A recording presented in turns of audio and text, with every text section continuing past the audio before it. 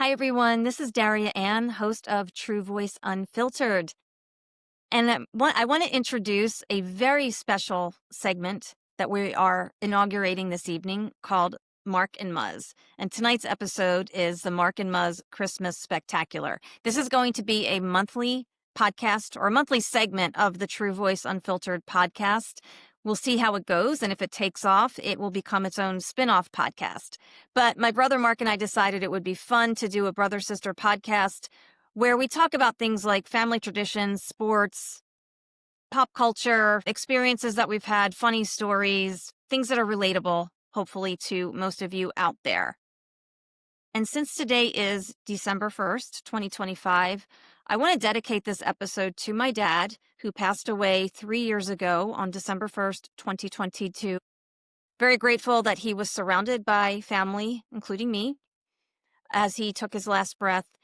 And very grateful I was able to be there to say goodbye and get to spend some time with him. Eternally grateful for the gift of Alphonse J. DiGiovanni as my father in this lifetime. He was an exceptional man, a man with a lot of integrity, honor, a very high moral code, a solid sense of right and wrong, a great sense of humor, a love of sports, devotion to his patients and his family, and he's just very much missed.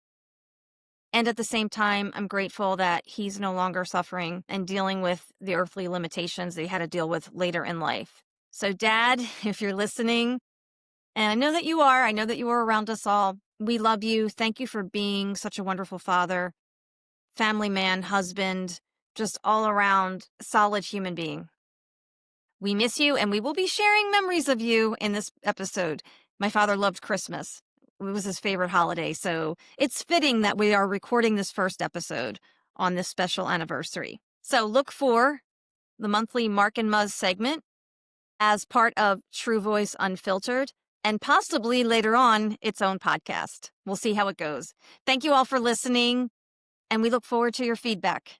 Merry Christmas. Hi, everyone, and welcome to Mark and Muzz, a monthly segment of True Voice Unfiltered.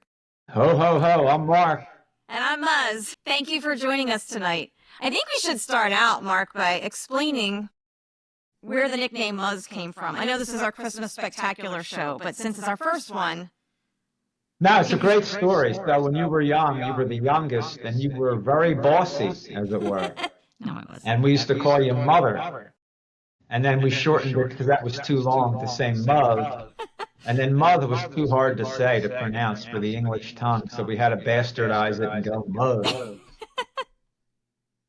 So that's how that started, and it's stuck ever since. Yeah, and other people have tried to steal it, like Nell. Nell. That's an inside joke, everyone. But yeah, I've been stuck with it since I was about 3 years old, so... it's funny, I have had this name, Mark and Muzz. I've had this idea for this podcast for years, and I guess now was finally the right time to actually do it. And we decided to start off as a monthly segment of True Voice Unfiltered. We'll see how it goes, and maybe this will become its own podcast down the road. But Mark, before we get into Christmas and what we want to talk about today, I just wanted to mention that it's a very special anniversary. Dad passed from this life on December 1st, 2022. So just wanted to dedicate this episode. Yeah, dedicated to you, Pop, the greatest dad of all time. So we miss him terribly. Yes, we do. We love him, and I know he's around us. So, Dad, thank you for everything, and I hope you enjoy this show. So let's start off. So it's Christmas already. Can't believe it. So I guess my first question for you, Mark, is what made Christmas magical for you growing up? Oh, it was great. Just the mom and dad made it spectacular, and it's all the family stuff. And before that, Nan and Pop, Em and Jake. I mean, it was always a big family gathering, and Santa Claus toys, you know, the whole schmear. It was terrific. Yes, and Look Christmas forward to it. My favorite holiday. It was Dad's favorite holiday, too. He loved Christmas. And I agree. Mom and Dad always made it very special. And, you know, I look back and I'm grateful that I had parents who wanted us to believe in Santa Claus when we were little. I think that's important for kids. You know, I don't see any conflict there with Santa Claus and your faith in Jesus or Catholicism. I thought it was wonderful. Mom and Dad always made it magical. And you're right. I mean, they went all out. When we were very little, And this is also one of my favorite Christmas traditions with Maris and Al, our cousins. Yeah, So that was Al, awesome. so Al is our cousin on my dad's side of the family. I think our oldest cousin. He was married to He was. Maris. Yep. There Yep. he is. And they were more like aunt and uncle, I guess, than cousins. But they would come every Christmas Eve and hang out with us and do presents. But when we were very young and we lived in a town called Springfield in Delaware County, Pennsylvania, Maris's uncle would dress up as Santa Claus. And mom and dad, we would have like friends' kids over that night. And everybody got a gift. And Uncle Rube would show up in a Santa costume. And it was really fun. I mean, it was amazing. Just what mom and dad did to make that such a magical time for us all. The Uncle Rube stuff was great, and one of the best stories. I mean, here he was an ex-Philadelphia police captain, and he had the reputation of being one tough hombre.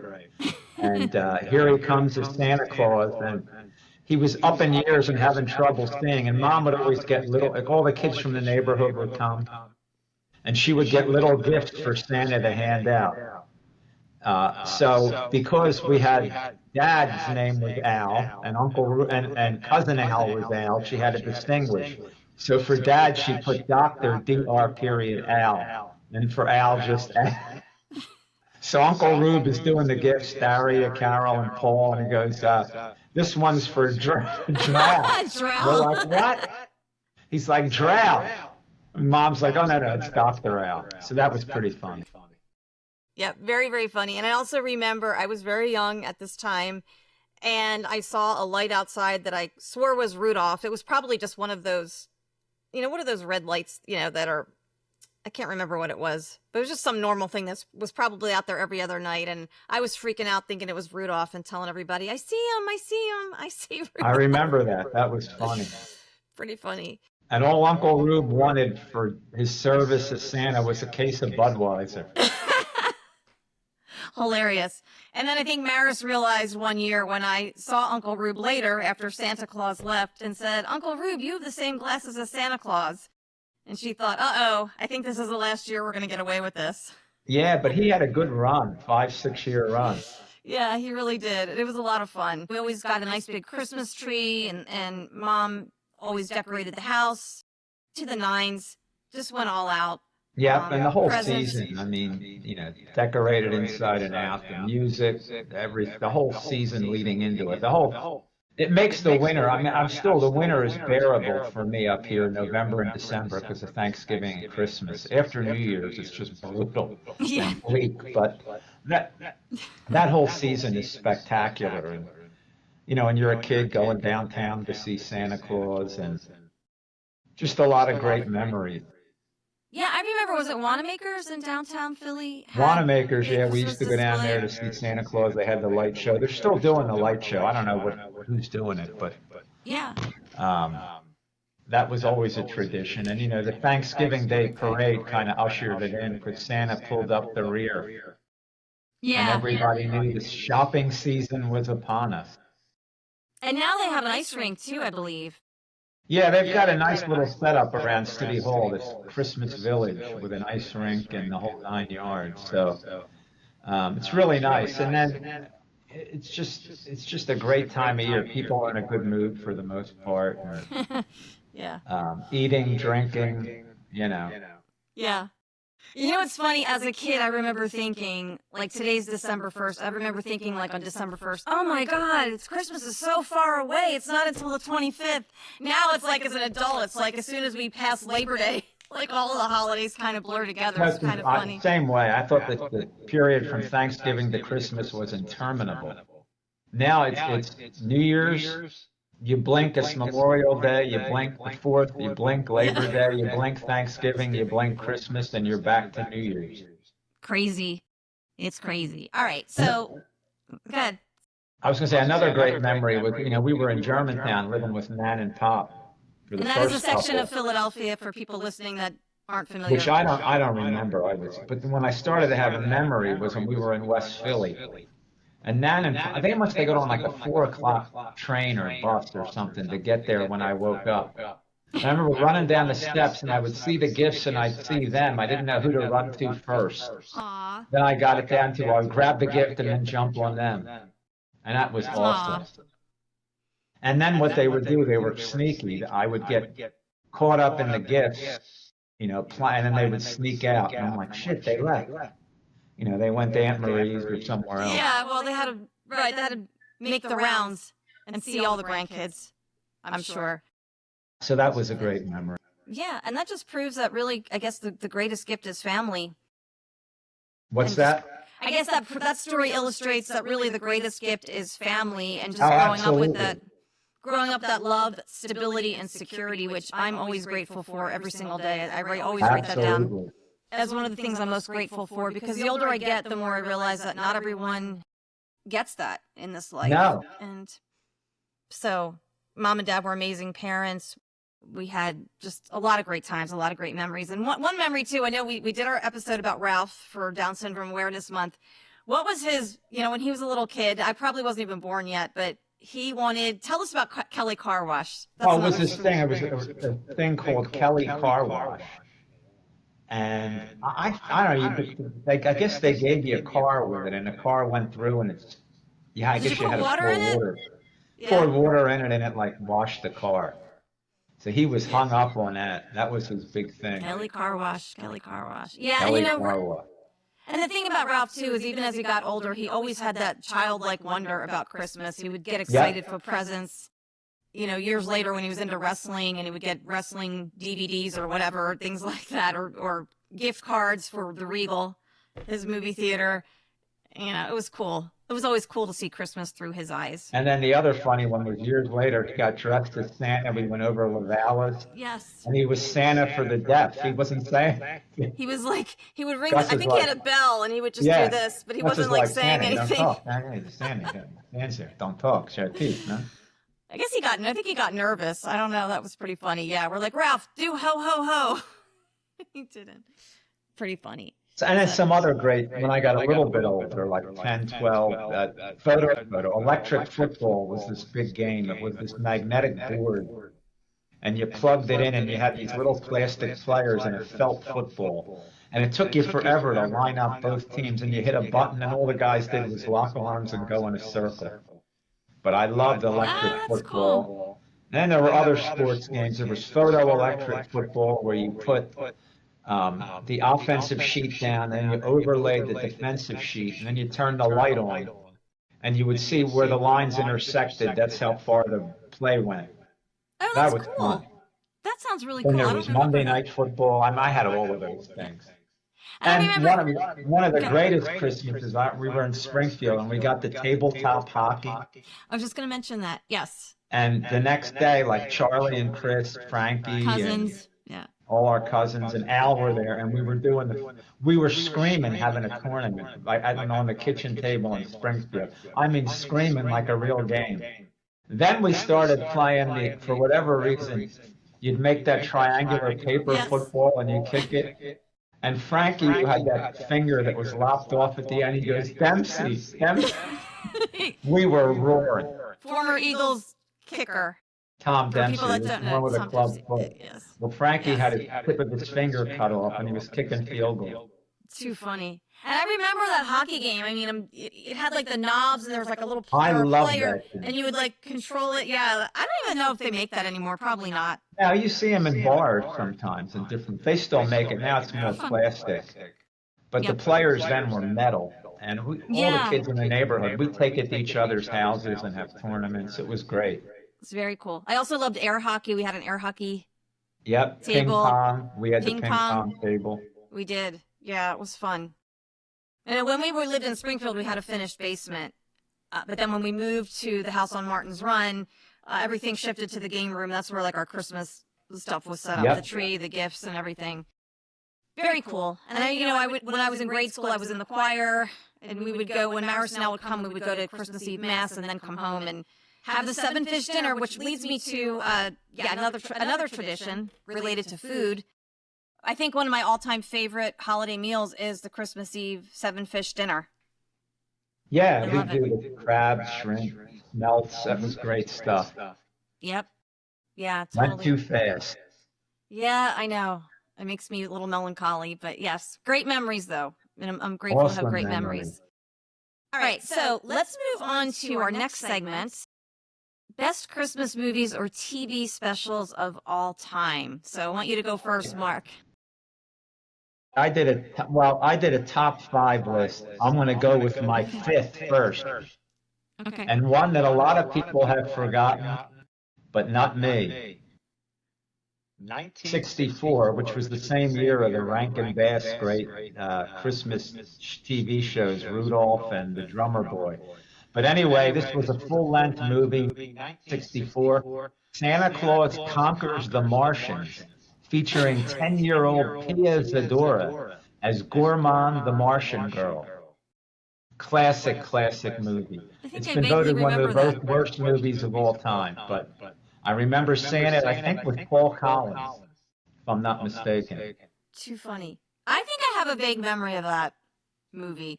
The idea was the Martians thought they needed a Santa Claus to help the Martian kids, like Earth kids, so they kidnapped them. And then another Martian leader thought Santa Claus was corrupting the Martian kids, so he tried to kill them. So a lot of intrigue there. But that's my number 5, Santa Claus Conquers the Martians. How about you, number 5? Number 5 would probably be, I guess, Little Drummer Boy. That's my 5th one. Okay, they're calling that a movie. All right, that's cool. I love that. Oh, yeah, that's true. Okay, we're talking about movies. I'm sorry, movies. What is my favorite? Oh my gosh.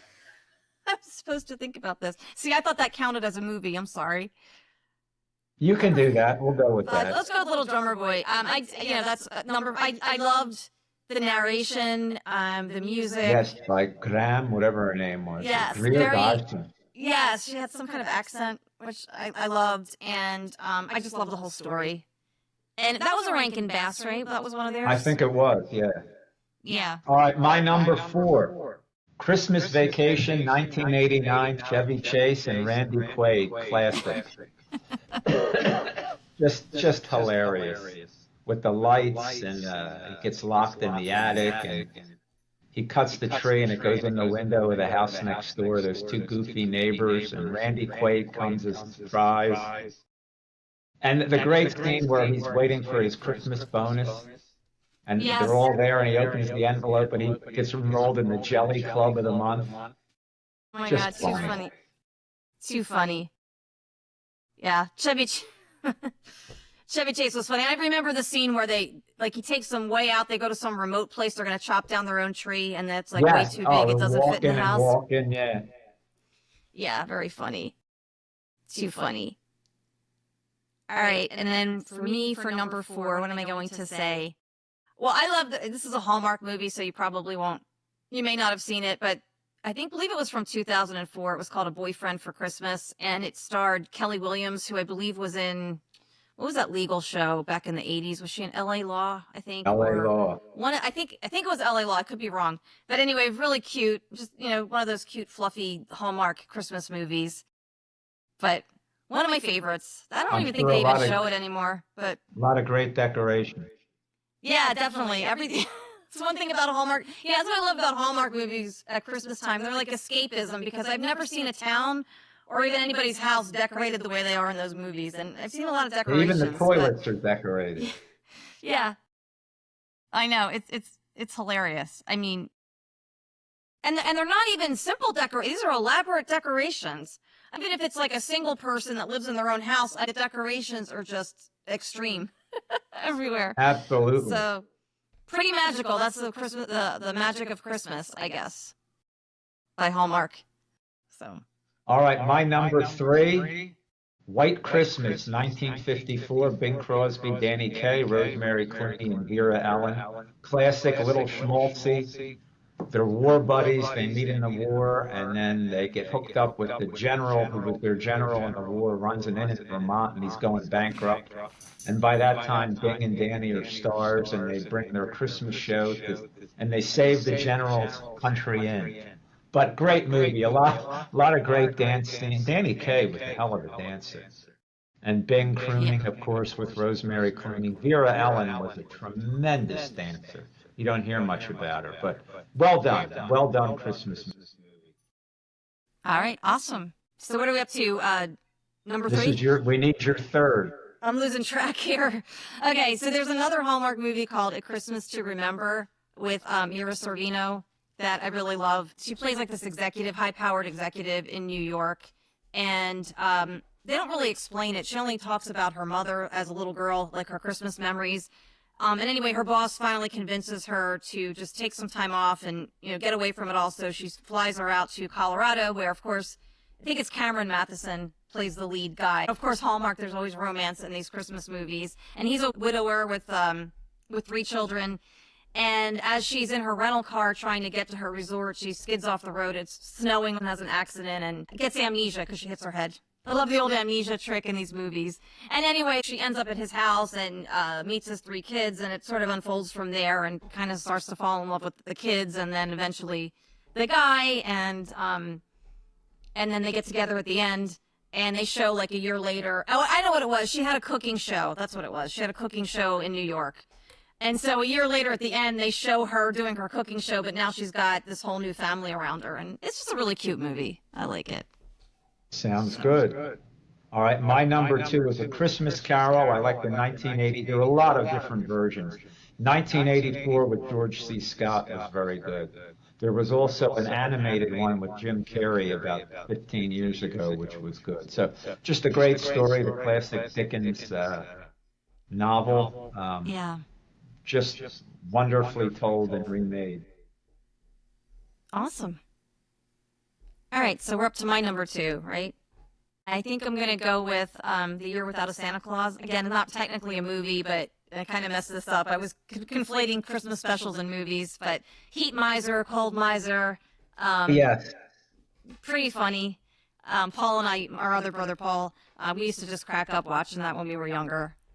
That I think was another hilarious. Rankin Bass thing, and that was more, it's old, but it was new. I think it's the newest of those specials that they put out. I think that one came along a little bit later. And then my number 1, drum roll please, gotta be It's a Wonderful Life, Jimmy Stewart, Donna Reed. Great story, overcoming discouragement and showing that the good you give comes back tenfold. Jimmy Stewart, this George Bailey, Mary, Mr. Potter, I. Nothing but a scurvy little spider. I mean, just tremendous. Just a tremendous actor. Donna Reed. The ending is classic. When here he helped all these people when he appears to be in trouble, and he takes the fall for something he didn't do anyway. And yet he's going to pay the price. And then the people who he helped and put roofs over their heads, they come back to help him at the end and save him. Just a great story about overcoming. Now, interestingly, there was a 1977. I didn't really watch all of it. TV movie remake with Marlo Thomas in the lead role. They tried to do a gender reversal, but you don't redo Jimmy Stewart. You just don't. No, I don't. But I don't think that I saw that movie. It was great, and I think they basically took the plot line and just changed it. I don't think it was a remake necessarily. I know it wasn't a remake, but they were taking the same theme, and I love that movie because the angel comes back and she shows her like she was wishing that she had never been born. And there's a scene where like she saves when she was a child, she saved another kid, I believe in a sledding accident or something, from dying. And the angel's like, if you had never been born, this would have never happened. Yeah, that was the classic scene in the original when he goes to the cemetery. And he said, this is a lie. He said, Harry Bailey went to war. And he said, no, he didn't. He said, Harry Bailey died as a kid because you weren't. He said, no. He said, he fell through the ice. No, he didn't. I saved him. He said, you weren't there. And the other thing, years later, this was probably in the early 80s, Frank Capra, who was just a tremendous director, was being honored at some Hollywood thing. And he talked about how proud he was to be an American. And he said, I'll never forget, we were pulling into New York Harbor, and my grandfather put his arm around me, and he said, see that light? And it was the Statue of Liberty. He said, that's the greatest light since the Star of Bethlehem. So kudos to Frank Capra, and that's another reason I love the movie. A Real Immigrant. Yeah. Okay, we're going to keep this upbeat today. No, I know. I'm just saying. All right, so that's your all-time favorite, It's a Wonderful Life? Yes. Yes, with good reason. Okay, and I have to say that I do love the Marlo Thomas version. Actually, I have almost forgotten about that. I have to watch it. I never saw it. It was made for TV. I think, you know, a lot of these themes come up over and over again anyway, like A Christmas Carol by Charles Dickens. I mean, really, the ghost of Christmas, past, present, and future. I mean, a lot of the same types of themes come up in all of these Christmas-related films. So I don't know. I didn't consider the Marlo Thomas thing necessarily a remake. It's just a Not that it was a remake, but to me, it's like the movie The Wizard of Oz. You did it, and that's it. Leave it alone. You know, and Jimmy Stewart, I guess it was smart they did one with a woman, because to get another guy to do it would have been worse, I guess. I just think Jimmy was at the top of his game. Yeah. Yeah, but like I said, it's so funny that you brought that up, because I just now remembered that movie. I mean, I didn't remember it as I was preparing for this podcast, but now that you mention it, I do remember watching that as a little kid. Yeah, and I think the thing with those themes is they're so relatable, though. I mean, I think a lot of people we're all human, right? Get dejected or sometimes wonder why you're here, what your purpose is. Maybe you're frustrated with your job. I mean, all of these themes are so relatable. It's just the human experience. So that's what I love about It's a Wonderful Life, too. It's so uplifting. I watch it every year. And it makes you remember and be appreciative for the things that we were just talking about: family, security, love. In fact, this year, Lexi and I think I mentioned to you, are going to the Bryn Mawr movie theater. They're showing it, and then they're going to have a discussion about it afterward. Oh, that's awesome. That is really cool. All right, well, I'm going to say, I kind of messed this up again because I conflated movies with Christmas specials. But I'm going to say my number one is the Rankin Bass Rudolph the Red-Nosed Reindeer, only because it is my earliest memory as a little kid of anything, TV show, movie, whatever. And I absolutely loved Rudolph. I love that whole story. He was a misfit. I always kind of felt like I was growing up in school, being the chubby kid and dealing with teasing and all of that. I guess I related to his red nose and the other reindeer making fun of him, and, you know, and him emerging triumphant in the end. And that's just a great story. I just love that story. And I think I actually think, and I should have looked this up before I got on here, but I do believe that was an ad executive in Chicago who came up with that whole story of Rudolph in the 1930s. It just kind of stuck. So yeah, I've heard that about the guy who was down on his luck or something. Yeah. Listen, we're from Philly. We love hard luck overcoming stories. And then, of course, Gene Autry. Yeah, there you go. That's overcoming. They shall overcome. Okay.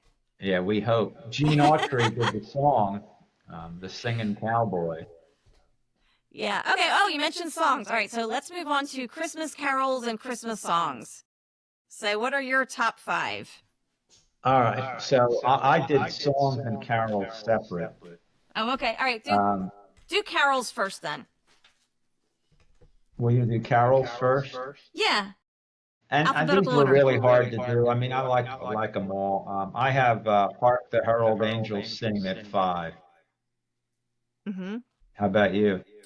Oh, I have "O Come All Ye Faithful." That just reminds me, I don't know what it is about that hymn too, whether it was like one of the first ones we started singing in church, like when the season rolled around. I just sort of remember this one as, for some reason, it's my earliest memory.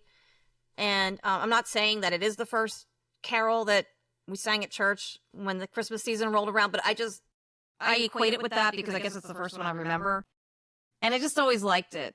Everybody, especially when everybody in church would sing and with the choir, and it was just love that song. Yep. So. Yep. But there are so many great ones. I love them all. Number 4, I have God Rest Ye Merry Gentlemen. Now, in more recent years, the Bare Naked Ladies have done a combination of God Rest Ye Merry Gentlemen and We Three Kings. So I'll lump them all together. I have that at 4. And again, these are interchangeable, but for the most part.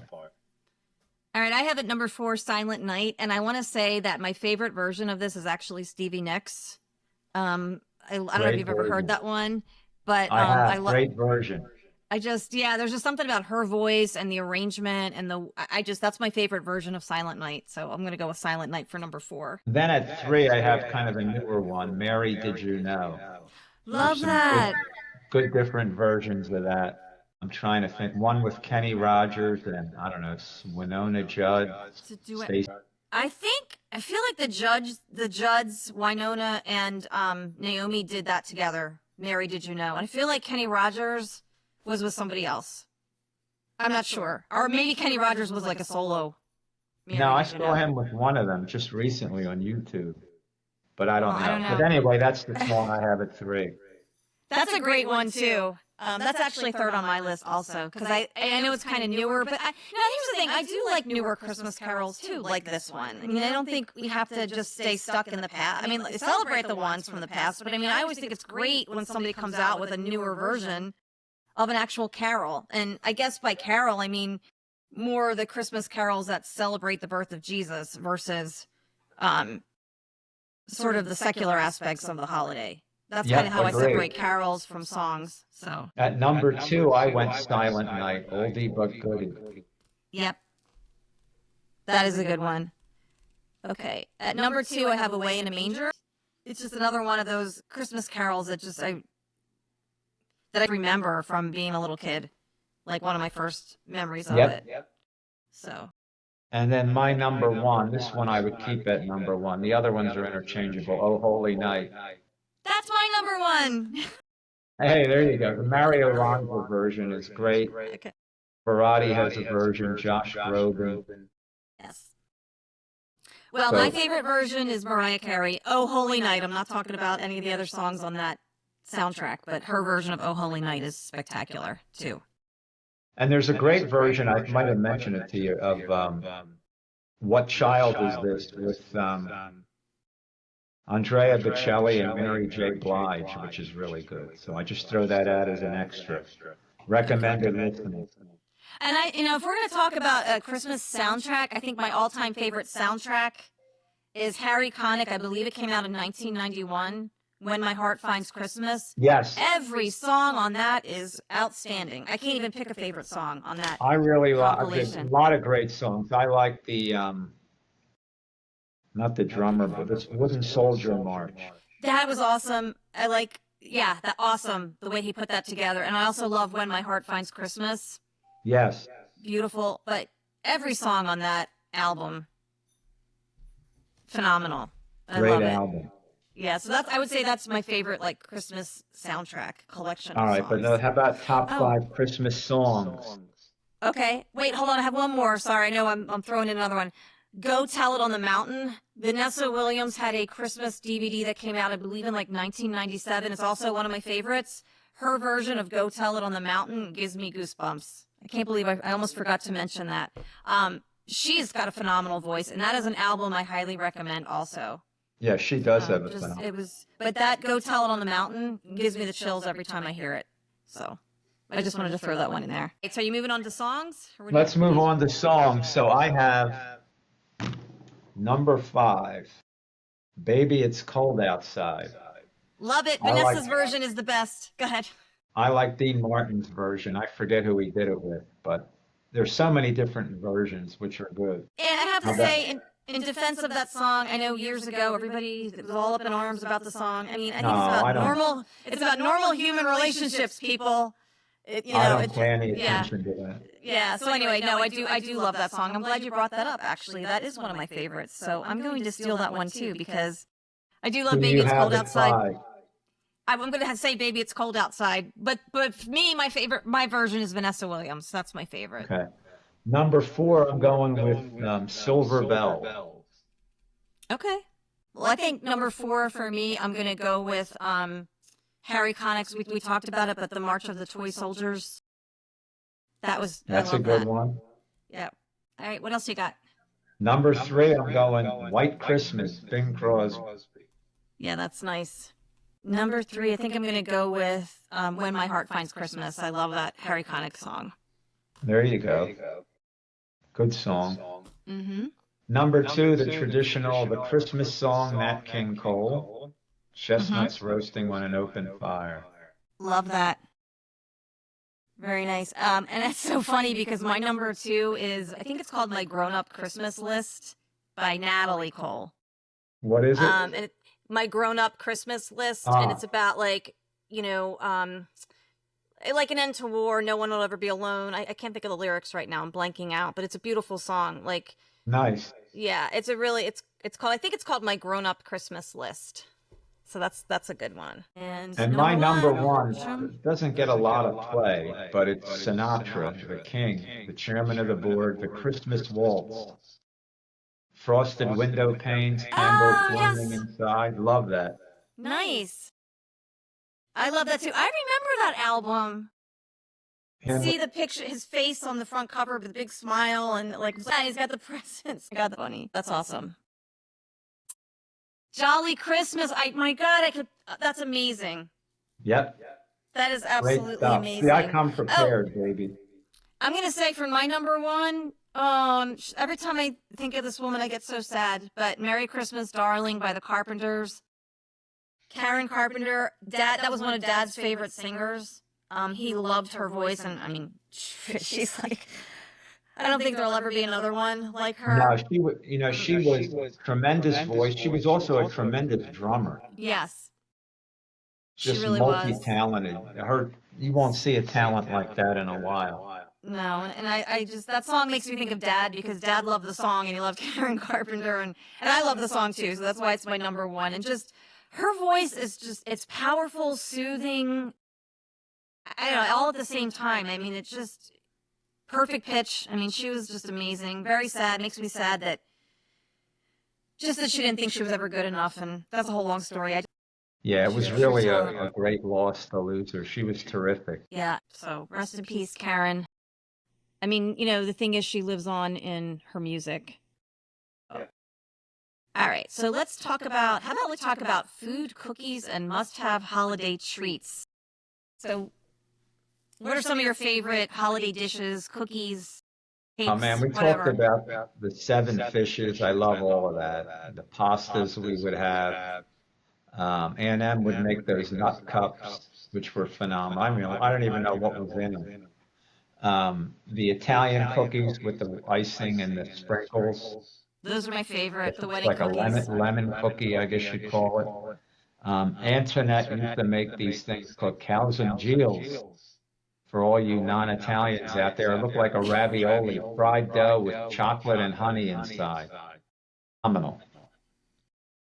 Just those were some of the big things that I can think of.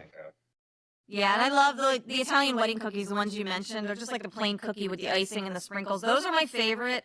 Sometimes, now I do not like anise. I know I'm Italian, but I do not like anise. So I would make mine with either lemon or vanilla. And same with pizzelles. I love pizzelles too, but I only like them with lemon or vanilla, and I just don't like licorice. I was just never a licorice person, and that's anise. It tastes like licorice. But yes, the cookies, especially the icing, the ones with the icing. Yes, the Italian wedding cookies. Yeah, Fantastic. it was great Of course, stuff. Chocolate chips, always a favorite. Chocolate chips. I mean, it was just everything. Yeah, I mean, Recently, I like the peppermint bark candy. I don't even eat candy. You know what I'm talking about? Yeah, I know what you're talking about. It's good. I know. Listen, I haven't eaten. Everybody knows my story by now, but I mean, I discovered Dr. Atkins in 1999, gave up pasta, but I will say that spaghetti and clams was one of my favorite dishes on Christmas Eve, and I'll still do the clams, like just the clams with the sauce, and eat them because I love that. That's one of my absolute favorites. I love flounder. I mean, I like a lot of different kinds of fish. Smelt. The Christmas Eve meal was the best. Yeah, it really was. And honestly, I mean, I look back on it, and it was really a lot of work for Mom, and she just made everything look so easy. And all of course, when all those people, and I mean, she would usually do Christmas Eve and Christmas Day. I mean, back to back, yeah. Back to back. Which was really, now that I think about it, and even with help, I mean, when we got older, we would help her, but I mean, it's just insane. And I do remember being a little girl, Mom would make manicotti for Christmas Day and I would do the crepes like in the little. I used to love to do that, like put the. I mean, help her make the crepes and fill them with the cheese and. Yeah, all that stuff. Yeah. Good. Yeah, it was really good. So I do low carb versions of things now, but yeah, I have to admit, I did love that. I always loved cheese ravioli when I was a little kid too. So that's kind of what it reminded me of. Except these were lighter because it was like crepe. It wasn't as heavy as a ravioli, version. Yeah. Or lasagna, yeah. Yeah, exactly. But that reminds me of Christmas Day because Mom always used to make that. And then we would have like some kind of meat. So we went with the fish Christmas Eve, and then on the flip side, Christmas Day would be some type of meat. Sometimes turkey, sometimes like a roast A roast, yeah. with pasta, salad. I mean, it was the whole 9 yards. Yeah. I remember one year Mom had either Christmas, I think it must have been Christmas Day, and the woman, she had a caterer, and the woman made beef Wellington. Oh my God, it was so good. It was in like I this remember, flaky. I thought that was somebody's graduation. Maybe it was Christmas. I think she hired her for Christmas, that Christmas Day that one year, and that was really good. That was excellent, But yeah. yeah, and toasting with Asti Spumante. I'm not a Asti, drinker, yeah. as you know, but I always loved Asti. We still do the Asti. That was my favorite. And we always had a real tree. We used to have two trees, though. We'd have an artificial one in the foyer of the Martins Run house, and then we would have like a big, real Christmas tree in the game room with all the presents underneath. Yeah. That was Fun great times. stuff. Fun times. And we didn't get a lot of this when we were younger, but I guess in later years, like the Eagles would be making a playoff run, so that always made Christmas interesting, too. Yeah, so you had the football going on, which was cool too, yeah. Yep. And I think our next podcast is going to focus on football because we'll Yes. have it out in January. We're leading up to playoffs and Super Bowl, and I know it's a tough subject right now, but I still believe that the Eagles can turn things around, so hopefully we'll be talking about them making a run of it, but always loved football, thanks to you. Actually, thanks to Mom, too. And I don't want people to think, I mean, we had a mother who was a total sports nut, loved football. And you and Paul, of course, we could tell this story now too. Loved to play football with you guys. And one year, what was it? It was like the fall. It was in the fall, I remember. And Mom had just come out. It was like October. And it was starting to get dark. And she had just come out and said, somebody's going to get hurt. Come inside. It's getting dark. She goes back inside. We go back to what we were doing. And of course, I end up breaking my arm. Oh, I've tripped over you or something. Yeah. Well, I think I got in the way. You were trying to catch a pass, I think. I was 7. It's hard to remember. The details are kind of fuzzy. I just remember one minute I was upright, the next minute I was on the ground, and the next minute I was screaming. Too patched you up. Yep. So You I broke remember these 2 bones. I did. I was crying as much from the thought that they were going to cut my arm off as I was from the pain because it looked like it was just like I didn't think they could fix it. Yeah, that was scary. It was really that was wild. But yeah, I mean, I remember you carried me to the front. I felt so bad for you because it was a total accident, and Mom, of course, was freaking out, and then I think you gave me. Remember Elton John's "Goodbye Yellow Brick Road" album with the sketches? I love that album. I think you gave it to me because you felt bad, even though it was an accident. It wasn't your fault. I don't remember that, but I'm glad I did. Hey, the arm's been great. It's great. Never had a problem since. And yes, Fantastic. that brings up a good point. That was one of, I think, the many benefits of having Dad for a father. Like, I always felt secure that he was a doctor. So if I ever felt sick, like, we had a doctor in the house. And then, of course, in that situation, Dad was good friends with a wonderful orthopedic surgeon. And he called him up. And next thing I know, we're in the car going to the hospital. He met us there. Next thing I know, I had a full cast on my arm. I remember that cast, yeah. Oh, God. It was really hard because to sleep at night, they used to make me, like, I had to tie it to the bedpost, and that was, like, the worst part of it, and then it used to get itchy. I remember that when my arm started to heal, I guess, and there was, like, more space, when the inflammation started to go down, it started to get very itchy. So, but anyway, yeah, that's a memory. I don't know if I would call it fun, but it's definitely one that stands out from childhood, but all's well that ends well, and certainly a testament to our love of football. So. Yes, sir. No, Hey, I know what I want to talk about before we end the show. So this is a bone of contention every year. Die Hard, Christmas movie or not? definitely not a Christmas movie. It happens during Christmas, but not a Christmas movie. That's how I feel about it too. The story happens to take place during Christmas, but it is not a Christmas movie. Got it. Agree. I know that... Well, all right. Well, we wish you all a very Merry Christmas and a wonderful New Year. And our next episode next month will focus on football. Sounds great. Merry Christmas, everyone.